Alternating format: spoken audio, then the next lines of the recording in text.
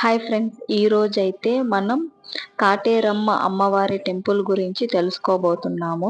అంటే దర్శనం ఎలా చేయాలి, కాటేరమ్మ ఎవరు, ఎలా దర్శించుకోవాలి అనే దాని గురించి అయితే ఈ వీడియోలో పూర్తిగా నేనైతే చెప్పడం జరిగింది.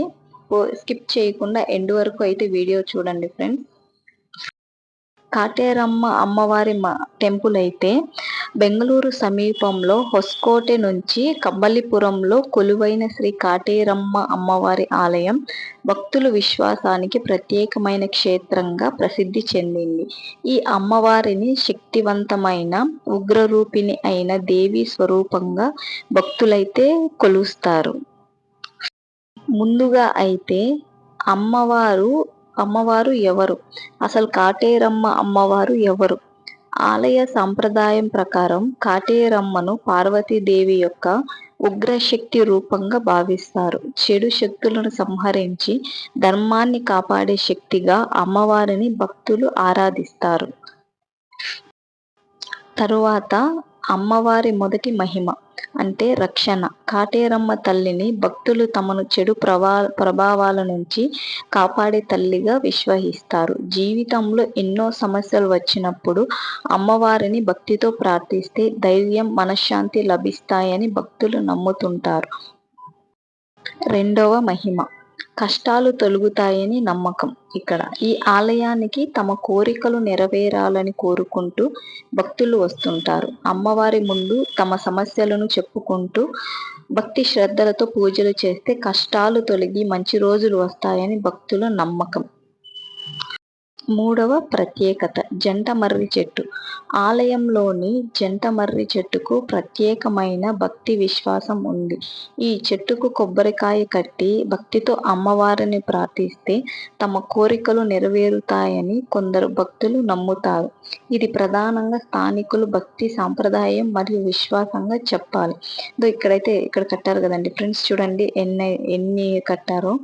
అంటే ఇది కట్టిన తర్వాత 9 వీక్స్ అయితే వెళ్ళి 9 కొబ్బరికాయలు అయితే కొడితే మన కట్టినట్టయితే మన కోరికలు అయితే తప్పకుండా నెరవేరుతాయని అక్కడున్న భక్తులు నమ్మకం. నాలుగవ మహిమ శక్తి ఆరాధన. కాటేరమ్మ ఆలయానికి స్థానికంగా శక్తి క్షేత్రంగా భావిస్తారు.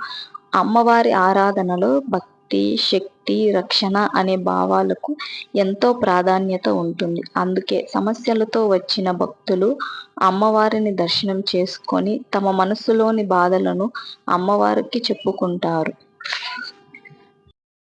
ఐదవ మహిమ నమ్మకంతో వచ్చే భక్తులకు ధైర్యం. అమ్మవారి దగ్గరకు వచ్చే ప్రతి భక్తునికి ఒక ప్రత్యేకమైన ఆధ్యాత్మిక అనుభూతి కలుగుతుందని భక్తులు చెప్తుంటారు. అమ్మవారిని నమ్మి ప్రార్థించడం వల్ల మనసుకు ధైర్యం, ప్రశాంతత లభిస్తుందని విశ్వాసం. కాటేరమ్మ తల్లి మహిమను మాటల్లో పూర్తిగా చెప్పడం కష్టం. అమ్మవారిని నమ్మి స్వచ్ఛమైన మనసుతో ప్రార్థిస్తే ఆ తల్లి తప్పకుండా మనకు ధైర్యాన్ని ప్రసాదిస్తుందని భక్తుల విశ్వాసం. ఇక్కడైతే ఆ విగ్రహాన్ని అయితే చూసారు కదండి ఫ్రెండ్స్, ఇదైతే కాటేరమ్మ తల్లి. అక్కడ ఆ సైడ్ అయితే ఇంకా పెద్ద విగ్రహం అయితే ప్రతిష్ఠిస్తున్నారు. ఇప్పుడే స్టార్టింగ్ లో ఉంది. ఇలానే వచ్చిన తర్వాత ఇక్కడైతే ఈ కీస్ చూసారు కదా, ఈ కీస్ కట్టారు కదా, ఇది కూడా ఒక నమ్మకం. అంటే కోరికలు ఈ కీస్ అయితే కట్టి వెళ్ళారంటే వాళ్ళ కోరికలు నెరవేరుతాయి అనేసి భక్తులు నమ్ముతారు.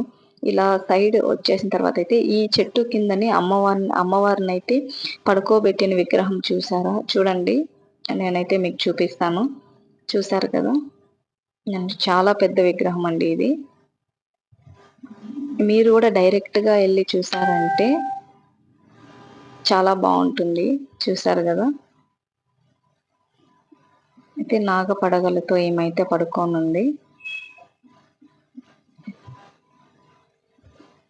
చూడండి. ఇదైతే ఎగ్జిట్ అన్నమాట. ఇక్కడే ఆ విగ్రహాన్ని కడుతున్నది. ఇదైతే అంటే ప్రసాదాలు, అంటే ఫ్రీ భోజనాలు.